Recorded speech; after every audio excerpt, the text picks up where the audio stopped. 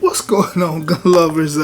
Had a conversation today with a friend of mine, and he was like, "Are people still out there nearly not down with the red dots?" I know y'all heard Hackathorn say not too long ago that you don't need a red dot within 10 yards. It may or may not be true, but there are a lot of people that still just are not on board with the red dots, and it may be a lot of the old school guys. You know, I know a friend of mine, he took the irons off his gun and just got the red dot.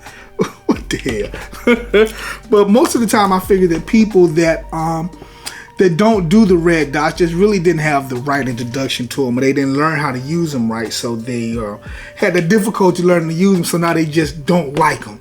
Red dots aren't hard to navigate, aren't hard to learn. I may even do a video about finding the dot. All right, I was at a competition recently, and you can see the newer shooters.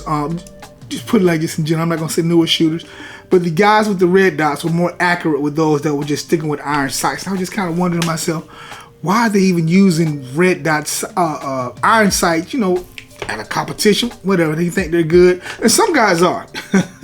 Some guys are, but you're not Mitchell X, so don't even try. So just think about every major gun manufacturer prepping their slides for optics. Red dots aren't really a trend. They're the future. If you're still on the fence, it's time to jump over and give them a shot. So if you're out there and you don't want a red dot on your gun, I would rethink it. You got a red dot on your AR-15, you can put a red dot on your handgun and be fine. Just maybe take a red dot handgun class. That's that main thing, is finding the dot. A lot of folks just, upon presentation, they'll teach you how to, when you get that gun out, man, that dot's right.